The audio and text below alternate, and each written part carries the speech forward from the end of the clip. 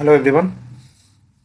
आज हम बीपीएससी एडीयू का फुल लेंथ पहला सेट पर चर्चा करेंगे। आप लोगों ने इस सेट को दिया, थैंक यू।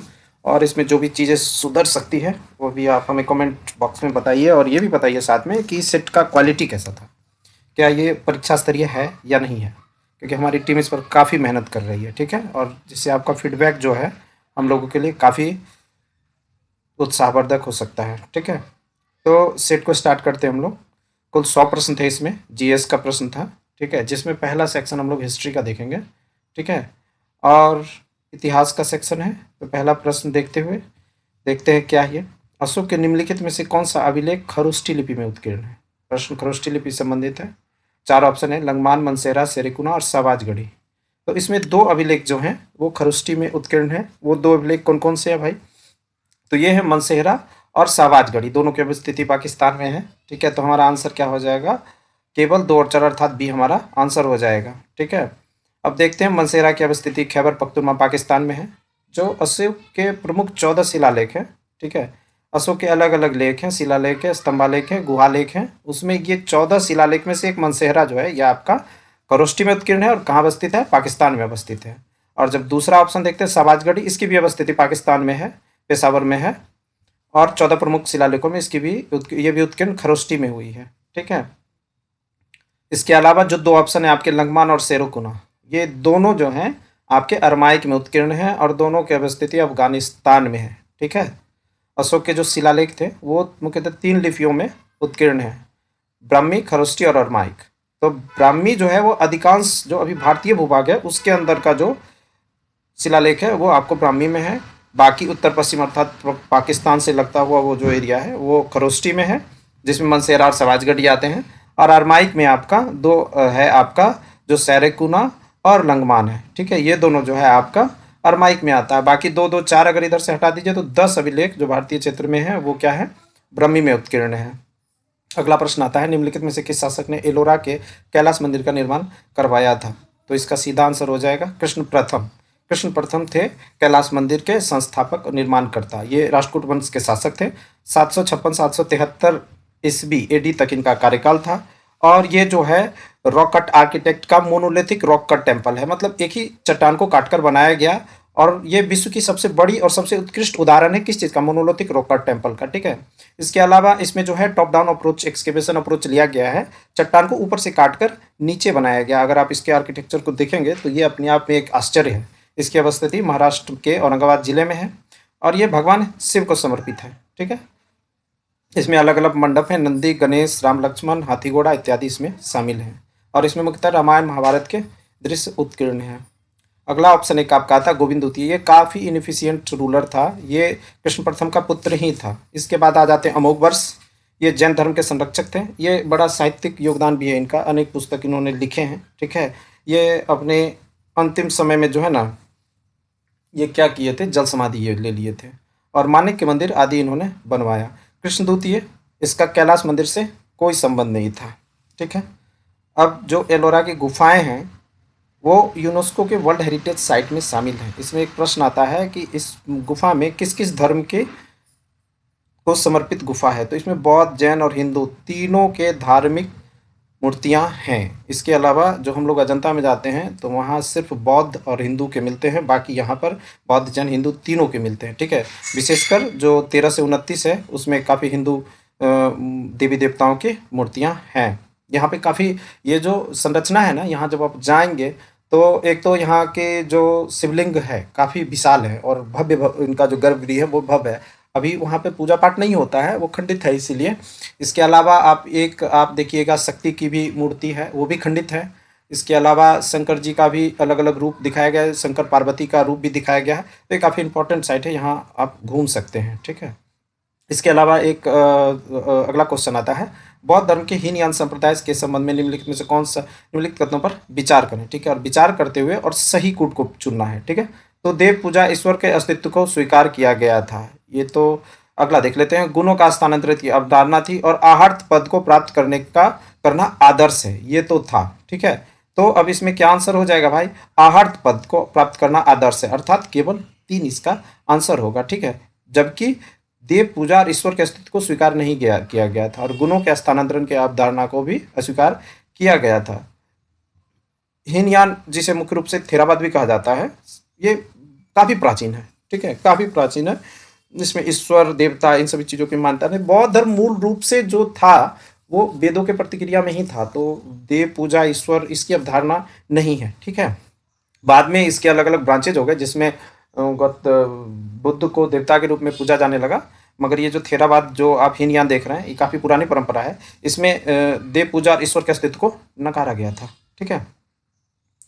जबकि अहर्त अहर्त को अहर्त को सर्वोच्च आदर्श माना गया था, ठीक है।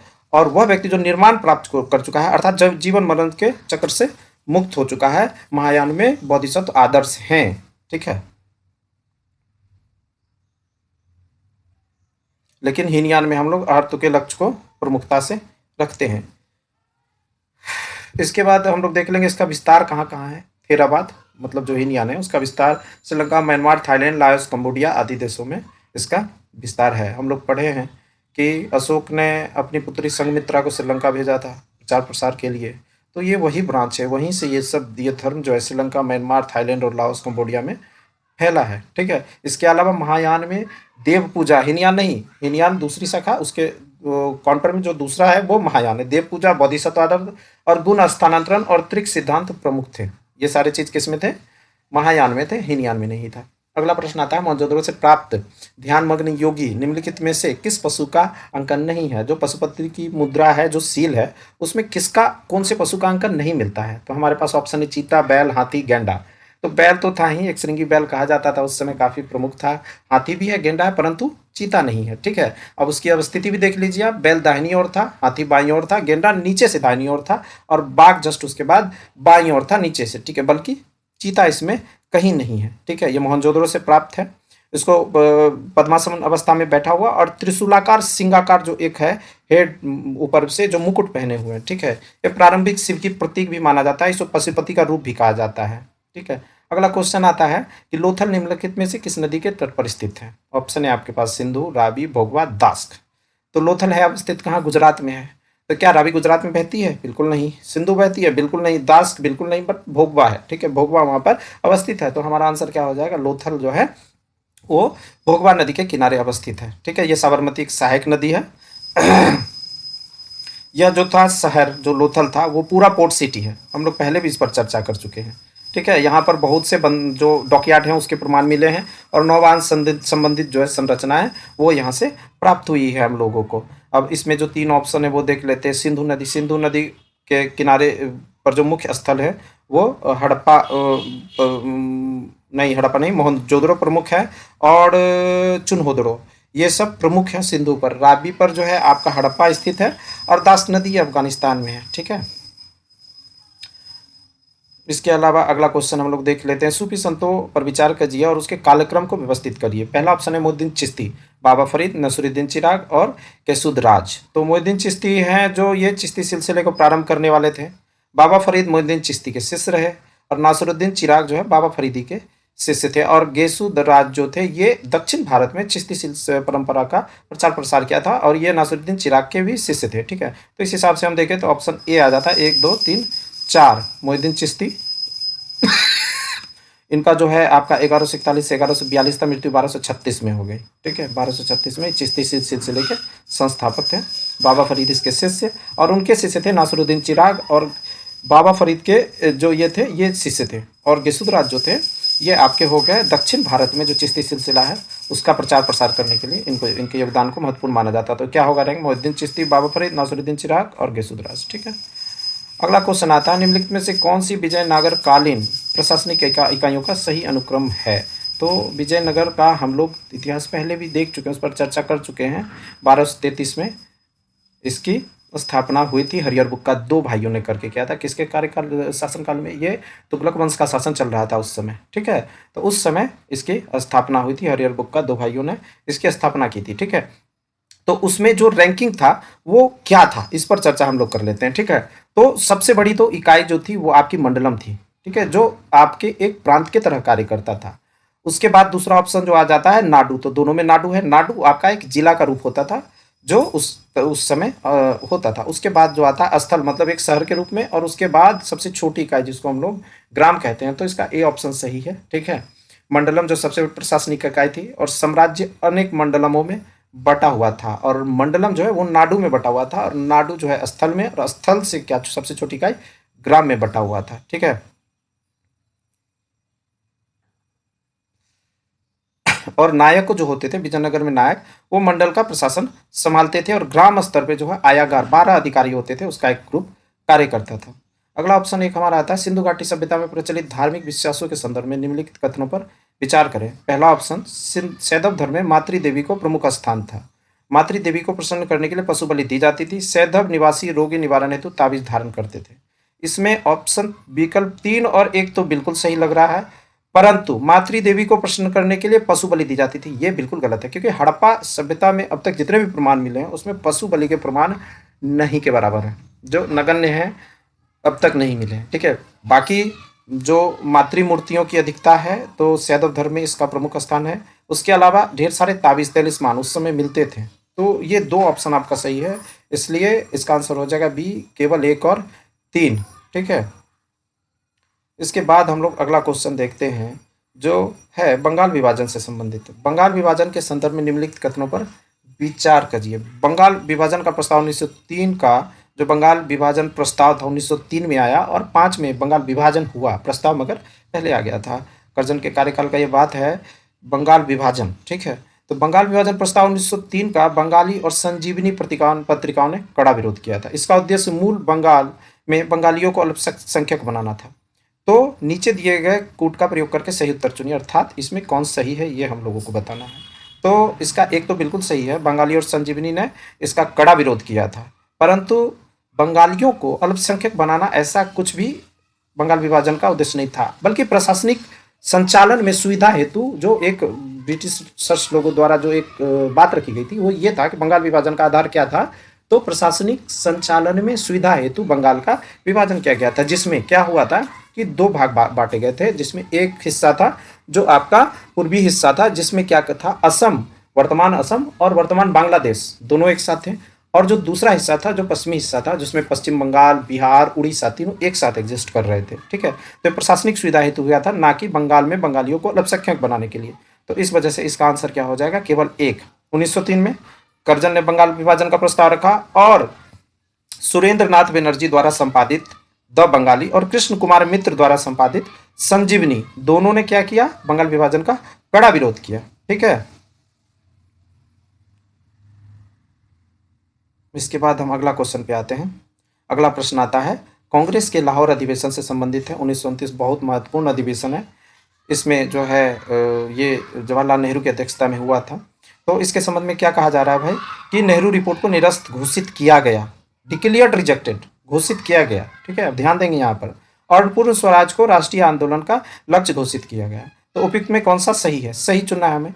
तो नेहरू रिपोर्ट को निरस्त घोषित नहीं किया गया था, उसे अस्वीकार जरूर किया गया था, ठीक है, उसे मानने से मना कर दिया गया था, परंतु ऐसी कुछ भी वहां पर ऐसा कोई भी रिजोल्यूशन नहीं लिया गया था जिसमें नेहरू रिपोर्ट को रिजेक्ट डिक्लेयर किया गया था, ठीक है। परंतु हाँ, पूर्ण स्वराज को राष्ट्रीय आंदोलन का लक्ष्य जरूर घोषित किया गया था। इस वजह से हमारा आंसर क्या हो जाएगा, केवल 2, ठीक है। ये जो है रावी नदी के तट पर हुआ था, बहुत ऐतिहासिक ये था लाहौर अधिवेशन।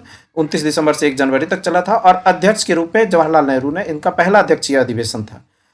इसमें जो है नेहरू रिपोर्ट जो मोतीलाल नेहरू के अध्यक्षता में गठित हुई थी, जिसमें डोमिनियन स्टेट की मांग की गई थी, उसको निरस्त कर दिया गया था, ठीक है, अस्वीकार कर दिया गया था, ठीक है। निरस्त नहीं किया गया था, अस्वीकार कर दिया गया था। तो इस वजह से यहाँ पर जो है ऑप्शन 1 नहीं होगा, ऑप्शन 2 आपका होगा, ठीक है। और पूर्ण स्वराज की घोषणा की गई थी, ये बिल्कुल सही है।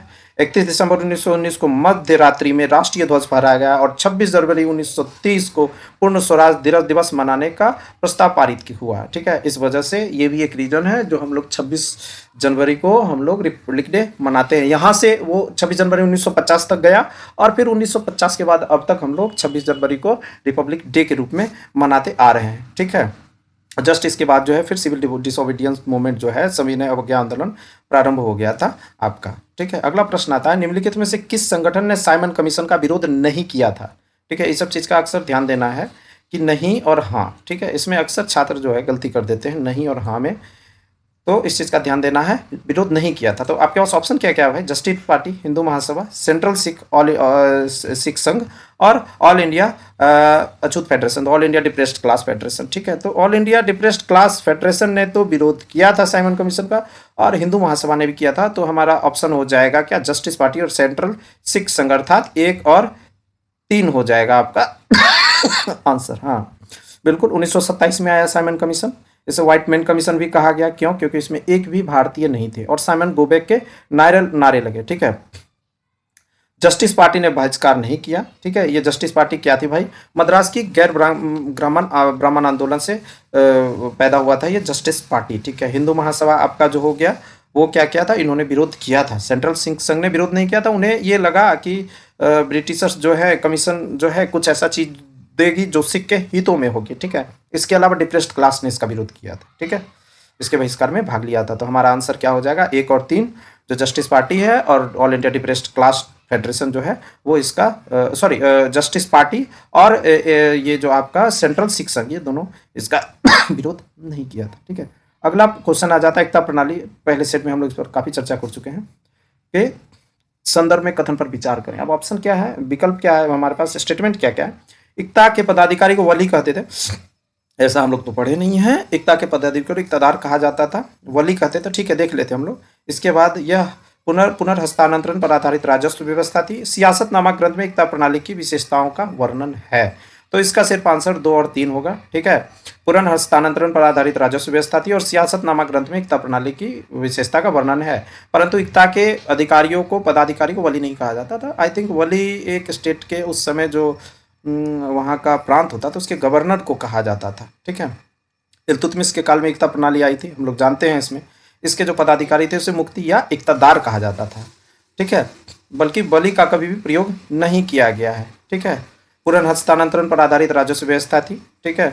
अलाउद्दीन और खिलजी और बलबन ने इसके नियम कुछ सख्ती से लागू किए थे, ठीक है। सियासतनामा जिसको किसने लिखा था? निजामुल मुल्क तूसी, ठीक है।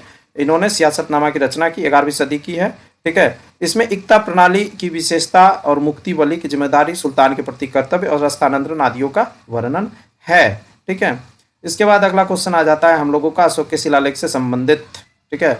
ये शिलालेख है, प्रथम शिलालेख, द्वितीय शिलालेख, 5वां शिलालेख और 6ठा शिलालेख, ठीक है। तो प्रथम शिलालेख जो था वो लोक कल्याणकारी कार्य के लिए था, ठीक है।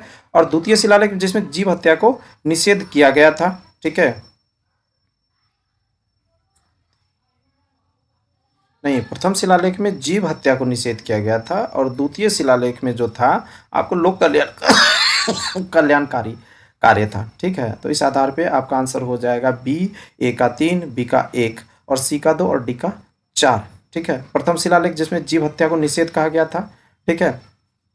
और रसोई घर में होने वाले पशु बलि पर रोक लगा दी गई थी, और उसमें कुछ संख्या तय कर दी गई थी कि कितने मोर मारे जाएंगे, कितने हिरण मारे जाएंगे, इसकी संख्या को सीमित कर दिया गया था। द्वितीय शिलालेख में तो लोक कल्याणकारी कार्य की चर्चा की गई है। इसमें चिकित्सालय की बात की गई है, छायादार वृक्षों लगाने और कुआं बनाने की भी बात की गई है। 5वां शिलालेख जो था वो महामात्रों की नियुक्ति से संबंधित है, ठीक है। महामात्र जो होते थे वो धर्म प्रचार और नैतिकता बढ़ाने के लिए अलग अलग क्षेत्र का दौरा करते थे, और धर्म के प्रति लोगों के सहिष्णुता के बारे में जो केंद्र था वहाँ पे इंफॉर्मेशन देते थे, ठीक है।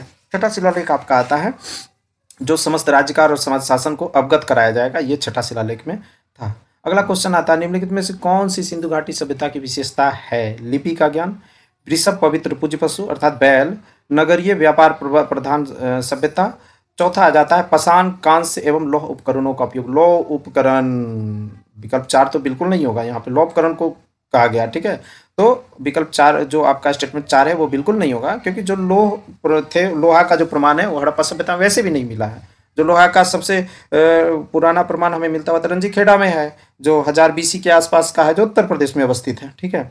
और अगर हम लोग लेटर हड़प्पा को भी खींचते हैं तो वहां तक नहीं पहुंच पाते हैं, ठीक है। तो इस आधार पे हम लोग जो है यहाँ पर जो स्टेटमेंट 4 है उसको हटा देते हैं। लिपि का ज्ञान तो था, बिल्कुल था, जो आपका बुस्ट्रोफेदन या गौमूत्रिका कहते हैं वो थी, ठीक है। वृषभ को पूज्य पशु के रूप में माना जाता था, और नगरीय व्यापार प्रधान सभ्यता, इस चीज़ के लिए तो पूरे विश्व में विख्यात है हड़प्पा सभ्यता। तो हमारा 1, 2, 3 बिल्कुल सही होगा, बिल्कुल सही है और ऑप्शन आपका सी सही हो जाएगा। ठीक है। लिपि चित्रात्मक थी। मुद्रा, बर्तन और ताम्रलिपि मिलते 400 से 500 इसके स्पष्ट प्रमाण मिले हैं चिन्हों का। वृषभ को पवित्र पशु माना जाता था। ठीक है। एक श्रृंगी बेल को बहुत पवित्र माना गया है। नगरीय और व्यापार प्रबंधन सभ्यता बिल्कुल सही थी। नगर नियोजन इनका खास करके एकदम मानक नगर नियोजन था, जिसमें 90 डिग्री पर काटते रोड, ग्रिड प्रणाली, बेहतर जल निकासी व्यवस्था, ये सारी चीज़ें थी जो काफ़ी उच्च स्तरीय थी। ठीक है। पक्के ईंटों का प्रयोग, ये सारी चीज़ काफ़ी उच्च स्तरीय थे। तो नगरीय और व्यापार प्रधान सभ्यता थी। ठीक है। पाषाण, कांस्य और लोह उपकरण का प्रयोग। लोह उपकरण गलत हो जाता है, कांस्य तो था उस समय, ठीक है, मगर लोहा का उपयोग हड़प्पा सभ्यता में प्रमाण नहीं मिला है। ठीक है। अगला प्रश्न आ जाता है हमारा, जिसमें कुछ पुस्तकें और उसके लेखक लिखा गया है। ठीक है। तो तारिक फिरोज शाही, इसके लेखक जियाउद्दीन वर्नी है। फतवा ए जहांगीरी शम्स सिराज अफीफ हैं, और ताज उल मसीर उतवी हैं, और किताब उल यमन हसन निजामी। तो ये तो ए बी सी डी 1 2 3 4, हाँ यही हो जाएगा। 1 2 3 1 2 4 3 1 2 4 3 सी ताज उल मसीरी, तो ये हसन निजामी का है। किताब उल यमनी उतबी का है। ठीक है। इस चीज़ को ध्यान रखना है, किताब उल यामिनी उतबी का पुस्तक है, ये बहुत इंपॉर्टेंट है। ठीक है। तो इस हिसाब से इसका आंसर हो जाएगा बी 1 2 4 3। ठीक है। तारिक फिरोज शाही जियाउद्दीन वर्नी द्वारा दिल्ली सल्तनत का प्रमुख इतिहास का इसमें चर्चा किया गया, जिसमें गयासुद्दीन बलबन से लेके फिरोज शाह तुगलक FST तक की चर्चा की गई है। बहुत 1266 से लेकर कहाँ फिरोज शाह तुगलक लगभग 1400, लगभग 150-200 साल का इतिहास इस पुस्तक में है। फतवाए जहांगीरी शम्स सिराज अफीक लिखा है।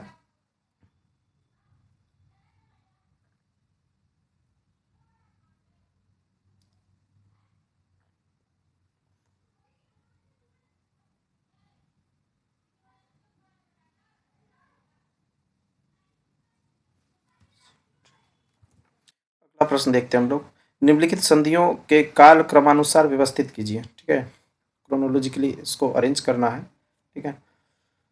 तो मद्रास की संधि, बेसिन की संधि, मैंगलोर की संधि, सुगौली की संधि। तो इसमें तो सबसे पहले मद्रास की संधि हो जाएगी। ठीक है। क्योंकि ये जो है आंग्ल मैसूर युद्ध से संबंधित है आपका। आंग्ल मैसूर युद्ध ये हैदर अली के समय की बात है। तो ये प्रथम आंग्ल मैसूर युद्ध के बाद हुआ था। और जो सुगौली की संधि वो आपका आंग्ल नेपाल युद्ध था 1816 में। ठीक है। तो ये दोनों के बीच का ही है बाकी।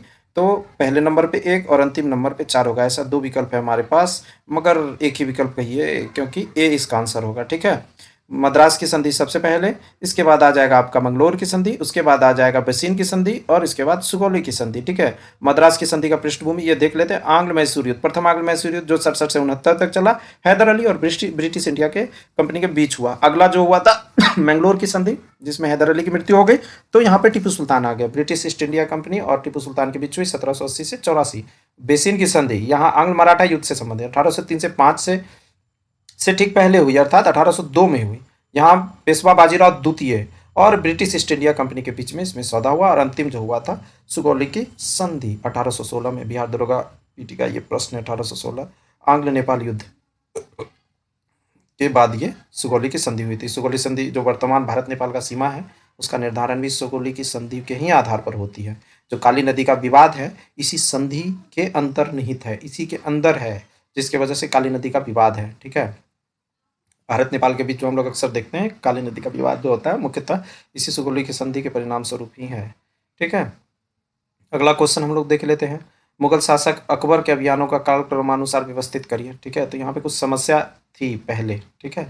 तो इसका जो आंसर हो जाएगा आपका, सबसे पहले तो आपका ये जो है मालवा का अभियान था 1561 का, और जो सबसे अंतिम का अभियान जो इनका था ये आपका गुजरात का अभियान था 1572 से 73 का। इसको काफ़ी द्रुतगामी अभियान भी कहा जाता है अकबर का। ठीक है। तो सबसे पहले मालवा और उसके बाद गुजरात। तो पहले नंबर पे 1 आएगा और अंतिम नंबर पे 2 आएगा। ठीक है। तो इसका आंसर हो गया 1432 अर्थात सी। ठीक है। मालवा का अभियान 1561 में हुआ था। ठीक है। जिसमें शासक कौन थे? बाज बहादुर। और जो इधर से नेतृत्व अकबर की तरफ से नेतृत्व किया था वो अधम खां और पीर मोहम्मद के नेतृत्व में ये युद्ध लड़ा गया था। मालवा का जो अभियान किया गया था, परिणाम स्वरूप जो हुआ, सारंगपुर के युद्ध में बाज बहादुर की हार हुई और अकबर के साम्राज्य की पहली महत्वपूर्ण कड़ी थी। यह जो थी अकबर के साम्राज्य विस्तार का पहला अभियान था 1561 में। उसके बाद मारवाड़ 1562 में, अजमेर की यात्रा की, राजा भारमल ने अकबर की अधीनता स्वीकार की और अपनी पुत्री हरखाबाई का विवाह अकबर से कर दिया। ठीक है, इसी वर्ष जो था मेरठ को सरफुद्दीन ने जीत लिया और मारवा के शासक राजचंद्र सेन ने लंबे समय तक संघर्ष जारी रखा, लेकिन 1560 के दशक के शुरुआती में मुगलों का प्रभाव यहाँ जम चुका था। ठीक है, तो मारवाड़ का अभियान 1562 में हुआ, जिसमें राजा भारमल थे, उन्होंने अधीनता स्वीकार की, यहाँ युद्ध नहीं हुआ था, हरखाबाई का विवाह कर दिया, अपनी पुत्री को अकबर से विवाह कर दिया हरखाबाई का। ठीक है, 1562 में। अगला जो होता है मेवाड़ का अभियान 1567 से 68, यहाँ राणा उदय सिंह थे। और यहाँ पर हुआ क्या था, मेवाड़ ने मुगलों की अधीनता स्वीकार करने से इनकार कर दी और अकबर ने स्वयं इस युद्ध का नेतृत्व किया था। ठीक है, जयमल और फत्ता की बहादुरी से अकबर इतना प्रभावित हुआ कि उसने आगरा के किलों के द्वार पर दोनों तरफ उनकी प्रतिमा हाथी पर सवार मूर्ति जो है लगाई और 1568 में जो है चित्तौड़गढ़ पर मुगलों का अधिकार हो गया। ये आसान नहीं था, ये काफी कठिन अभियान था। गुजरात अभियान मुजफ्फर शाह तृतीय के विरुद्ध हुआ था। ठीक है, इसे अकबर का सबसे द्रुतगामी अभियान भी माना जाता है। विद्रोह की खबर पाकर मात्र 11 दिनों में फतेहपुर सीकरी से गुजरात पहुंच गए थे। फतेहपुर सीकरी से सीधे ये गुजरात पहुंच गए। अब इस अभियान के बारे में ये भी कहा जाता है कि अकबर पहली बार जो है ना समुद्र को देखा था यहाँ पर, और पहली बार पुर्तगालियों से भी भेंट हुई थी गुजरात अभियान में ही। ठीक है, इसी जीत की खुशी में बुलंद दरवाजा का निर्माण करवाया था किसने, अकबर ने। ठीक है, तो हम लोग देख लेते हैं सबसे पहले 1561 में मालवा का अभियान, यहाँ से साम्राज्य विस्तार शुरू हुआ। उसके बाद मारवाड़, यहाँ राजपूत नीति की नींव पड़ी, जो विलय जिसमें समझौता करके विलय कर लिया जाता था। इसके बाद मेवाड़ जो था चित्तौड़गढ़ पर, और गुजरात जिसमें खंभात पर विजय प्राप्त किया गया। ठीक है, इसके अलावा भी जो है बंगाल और बिहार पर 1574-76 में पहली बार अकबर ने बंगाल बिहार को मुगल वंश के अंदर, मुगल शासन के अंदर मिलाया। काबुल अफगानिस्तान तक चले गए 1581, कश्मीर 1586 और असीरगढ़ सबसे अंतिम अभियान 1601, काफी वृद्ध हो गया था अकबर इस तक। 1601 में असीरगढ़ का अभियान किया था अकबर ने, जो सबसे अंतिम 1601 और जो सबसे प्रथम 1561। इस चीज को ध्यान रखना है, 1561 प्रथम था और 1601 अंतिम था। जो प्रथम था वो मालवा पर था और जो सबसे अंतिम था असीरगढ़ पर था। ठीक है, इसके अलावा अगला प्रश्न आ जाता है बौद्ध धर्म की विशेषताओं के संदर्भ में निम्नलिखित कथनों पर विचार करें। वेदों की प्रामाणिकता को स्वीकार करना, ये तो बिल्कुल गलत था, सिरे से ये कर देंगे। आत्मा के अस्तित्व का खंडन और निर्वाण का अर्थ जन्म मरण के चक्र से मुक्ति, ये तो था, जन्म मरण के चक्र से मुक्ति था और आत्मा के अस्तित्व का भी विरोध किया गया था, खंडन किया गया था। ठीक है, तो इस आधार पे हमारा क्या विकल्प आ जाता है कि हमारा 2 और 3, और ये विकल्प किस में है, सी में है, विकल्प 2 और 3। वेदों की प्रामाणिकता को स्वीकार नहीं किया गया था, क्योंकि ये तो वैदिक धर्म के काउंटर करने के लिए ही बौद्ध धर्म का तो प्रारंभ हुआ था। तो इस आधार पे तो यह वेदों की प्रामाणिकता को स्वीकार नहीं किया गया था। कर्मकांड, यज्ञ, वो तो बाद में जब बौद्ध धर्म की अलग अलग शाखा हो गई तो उसमें यह सब चीज दिखने को मिल गया। ठीक है, और आत्मा के अस्तित्व को भी खंडन किया गया था। ठीक है, और अनात्मवाद, जो बौद्ध धर्म का मूल सिद्धांत था वो क्या था, अनात्मवाद था। ठीक है, जिसमें आत्मा के अस्तित्व को स्वीकार नहीं किया गया था।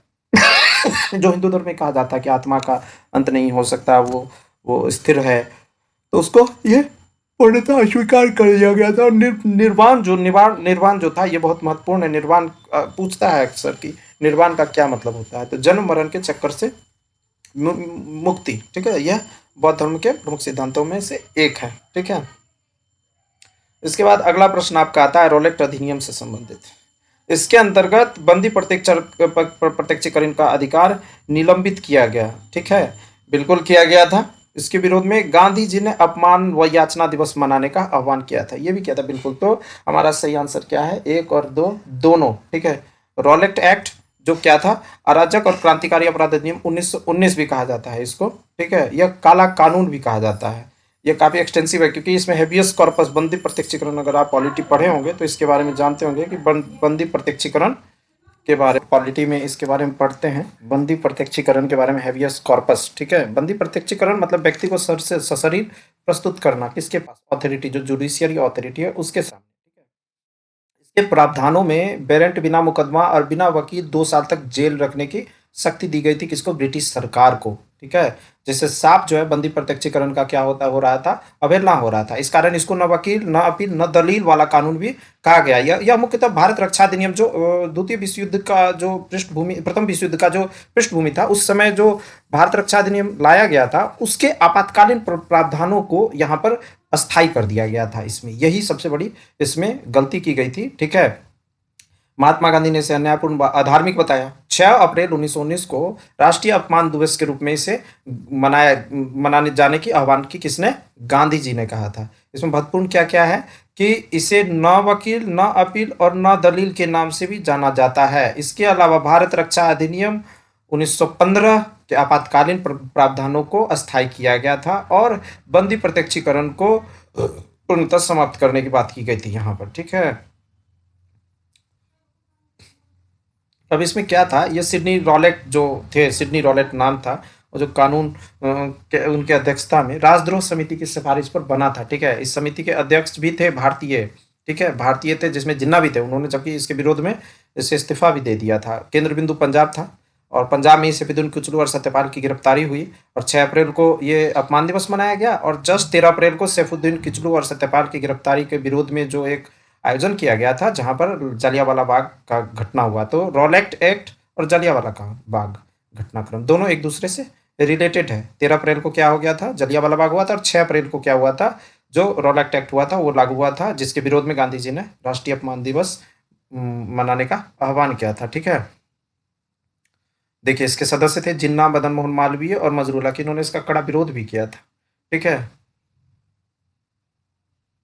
अगला प्रश्न देखिए, मॉडर्न से ही आता है। प्रश्न है अहमदाबाद मिल हड़ताल। ठीक है, इसका क्रोनोलॉजिकली अरेंज करना है। अहमदाबाद मिल हड़ताल, असहयोग आंदोलन प्रारंभ, खेड़ा सत्याग्रह और अखिल भारतीय खिलाफत कमेटी का गठन। ठीक है, तो सबसे पहले तो आपका अहमदाबाद मिल हड़ताल।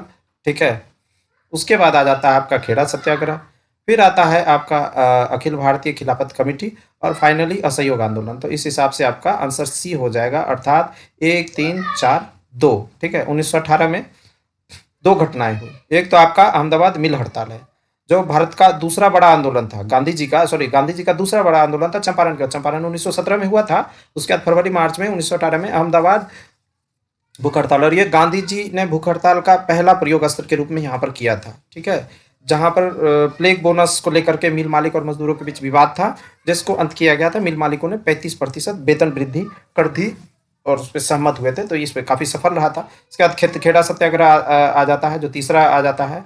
तो इसमें फसल खराब होने के बावजूद भी जो ब्रिटिश सरकार क्या कर रही थी, लगान वसूल रही थी। ठीक है, इसे भारत का पहला वास्तविक सिविल डिसोबीडियंस असहयोग आंदोलन भी कह सकते हैं। सॉरी, सिविल डिसोबीडियंस नहीं, असहयोग हो जाएगा। ठीक है, ये असहयोग आंदोलन था। इसमें जो है सरदार पटेल, वल्लभ भाई पटेल को गांधी जी के मुख्य सहयोग थे और सरदार का उपाधि भी इन्हीं खेड़ा सत्याग्रह में महिलाओं ने इन्हें सरदार की उपाधि दी थी। ठीक है, अगला जो आ जाता है अखिल भारतीय खिलाफत कमेटी का गठन सितंबर 1919 में किया गया था।